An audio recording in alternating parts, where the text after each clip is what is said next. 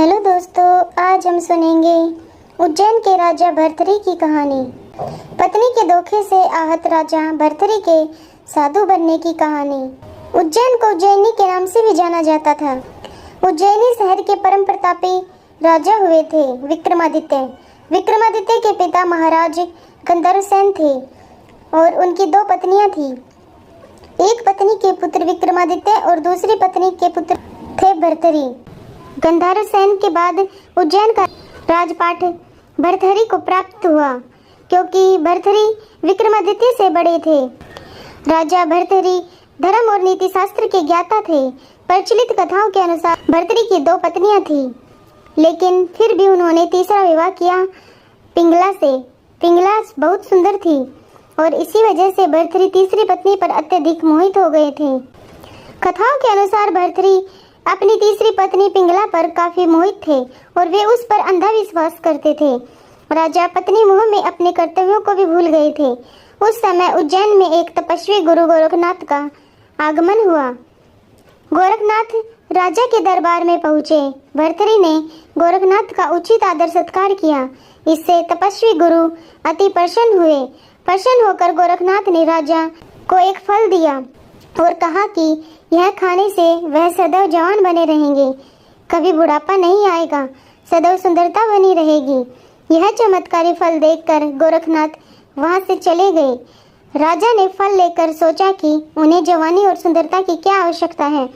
चूंकि राजा अपनी तीसरी पत्नी पर अत्यधिक मोहित थे, अतः उन्होंने सोचा कि यदि यह फल पिंगला खा लेती तो वह सदैव सुंदर और जवान बनी रहेगी।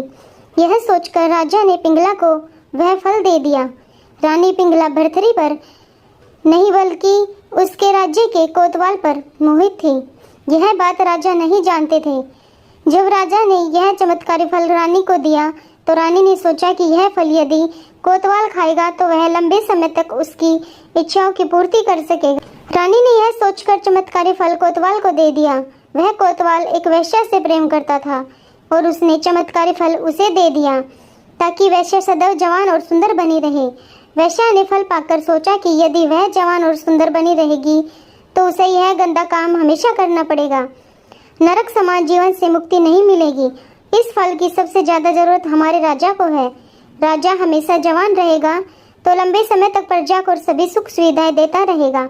यह सोचकर उसने चमत्कारी फल राजा को दे दिया। राजा वह फल देखकर हतप्रभ रह गया। राजा ने वेश्या से पूछा कि यह फल उसे कहाँ से प्राप्त हुआ। वेश्या ने बताया कि यह फल उसे कोतवाल ने दिया है। भर्तरी ने तुरंत कोतवाल को बुलवा लिया। सख्ती से पूछने पर कोतवाल ने बताया कि यह फल उसे रानी पिंगला ने दिया है। जब भर्तरी को पूरी सच्चाई मालूम हुई तो वह समझ गया कि पिंगला उसे धोखा दे रही है। पत्नी के धोखे से भर्तरी के मन में वैराग्य जाग गया और वे अपना संपूर्ण राज्य विक्रमादित्य को सौंपकर उज्जैन की एक गुफा में आ गए। इसी गुफा में भर्तरी ने 12 वर्षों तक तपस्या की थी। राजा भर्तरी की कठोर तपस्या से देवराज इंद्र भयभीत हो गए। इंद्र ने सोचा कि भर्तरी वरदान पाकर स्वर्ग पर आक्रमण करेंगे। यह सोचकर इंद्र ने भर्तरी पर एक विशाल पत्थर गिरा दिया। तपस्या में बैठे भर्तरी ने उस पत्थर को एक हाथ से रोक लिया और तपस्या में बैठे रहे। इसी प्रकार कई वर्षों तक तपस्या करने से उस पत्थर पर भर्तरी के पंजे का निशान बन गया। यह निशान आज भी भर्तरी की गुफा में राजा की प्रतिमा के ऊपर वाले पत्थर पर दिखाई देता है। यह पंजे का निशान काफी बड़ा है, जिसे देखकर सहज ही अंदाजा लगाया जा सकता है कि राजा भर्तरी की कद काठी कितनी विशालकाय रही होगी। भर्तरी ने वैराग्य पर वैराग्य शतक की रचना की, जो कि काफी प्रसिद्ध है। इसके साथ ही भर्तरी ने श्रृंगार शतक और नीति शतक की भी रचना की। यह तीनों ही शतक आज भी उपलब्ध हैं और पढ़ने योग्य हैं। उज्जैन के राजा भर्तरी के पास 365 पाक शास्त्री यानी रसोइये थे, जो राजा और उसके परिवार और अतिथियों के लिए भोजन बनाने के लिए एक रसोइये को वर्ष में केवल एक ही बार भोजन बनाने का मौका मिलता था। लेकिन इस दौरान भर्तरी जब गुरु गोरखनाथ जी के चरणों में चले गए तो भिक्षा मांगकर खाने लगे थे। एक बार गुरु गोरखनाथ जी ने अपने शिष्यों से कहा, देखो, राजा होकर भी इसने काम, क्रोध, लोभ तथा अहंकार को जीत लिया है और दृढ़ निश्चयी है। शिष्यों ने कहा, गुरुजी, ये तो राजा धीराज हैं। इनके यहाँ 365 तो बावर्ची रहते थे। ऐसे भोग विलास के वातावरण में से आए हुए राजा और कैसे काम क्रोध लोभ रहित हो गए। गुरु गोरखनाथ जी ने राजा भर्तरी से कहा, भर्तरी जाओ भंडारे के लिए जंगल से लकड़ियां ले आओ। राजा भर्तरी नंगे पैर गए, जंगल से लकड़ियां एकत्रित करके सिर पर बोझ उठाकर ला रहे थे। गोरखनाथ जी ने दूसरे शिष्यों से कहा, जाओ उसको ऐसा धक्का मार कि बोझ गिर जाए। चले गए और ऐसा धक्का मारा कि बोझ गिर गया और भर्तरी गिर गए।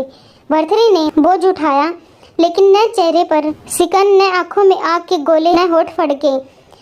गुरुजी ने चेलों से देखा, भर्तरी ने क्रोध को जीत लिया है। शिष्य बोले, गुरुजी अभी तो और भी परीक्षा लेनी चाहिए। थोड़ा सा आगे जाते ही गुरुजी ने योग शक्ति एक महल रच दिया।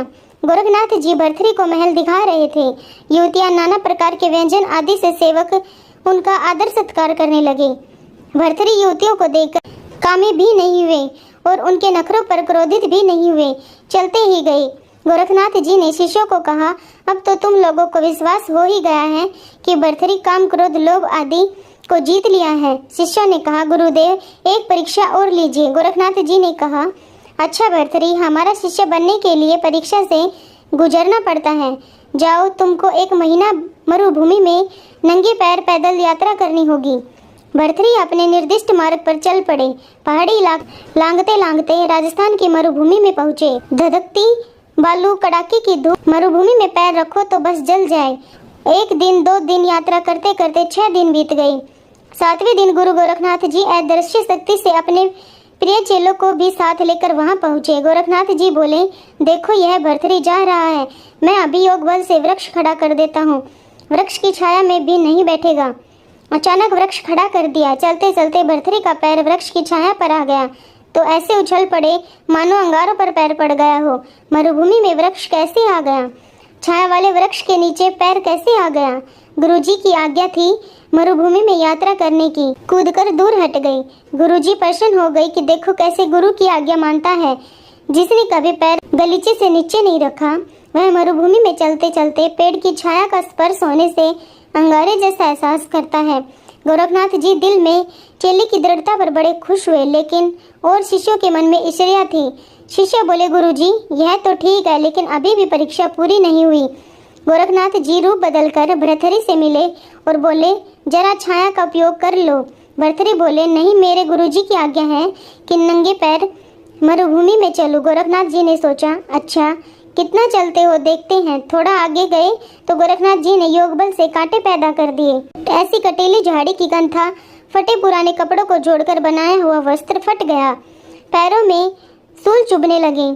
फिर भी भर्तरी ने आह तक नहीं की। भर्तरी तो और अंतर्मुख हो गए। यह सब सपना है। गुरुजी ने जो आदेश दिया है वही तपस्या है। यह भी गुरुजी की कृपा है।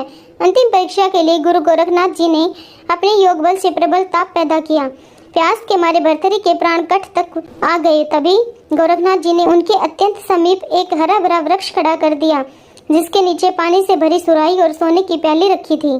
एक बार तो भर्तरी ने उसकी ओर देखा, पर तुरंत ही ख्याल आया कि कहीं गुरु आज्ञा भंग तो नहीं हो रही है। उनका इतना सोचना ही हुआ कि सामने से गोरखनाथ आते दिखाई दिए। भर्तरी ने दंडवत प्रणाम किया। गुरुजी बोले, शाबाश भर्तरी, वर मांग लो, अष्ट सिद्धि दे दूं, नवनिधि दे दूं। तुमने सुंदर सुंदर व्यंजन ठुकरा दिए। युवतियां तुम्हारे चरण पखारने के लिए तैयार थी, लेकिन तुम उनके चक्कर में नहीं आए। तुम्हें जो मांगना है वो मांग लो।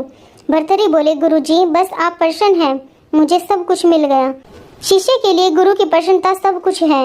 आप मुझसे संतुष्ट हैं। मेरे करोड़ों पुण्य कर्म और यज्ञ तप सब सफल हो गए। गोरखनाथ बोले, नहीं भर्तरी, अनादर मत करो। तुम्हें कुछ न कुछ तो लेना ही पड़ेगा, कुछ न कुछ मांगना ही पड़ेगा। इतने में रेती में एक चमचमाती हुई सुई दिखाई दी। उसे उठाकर भर्तरी बोले, गुरुजी कंठा फट गया है, सुई में यह धागा पिरो दीजिए ताकि मैं अपना कंठा सील लूं।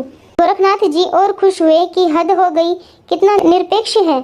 अष्ट सिद्धि नवनिधियां कुछ नहीं चाहिए। मैंने कहा कुछ मांगो तो बोलता है कि सुई में जरा धागा डाल दो। गुरु का वचन रख लिया, कोई अपेक्षा नहीं। भर्तरी तुम धन्य हो गए।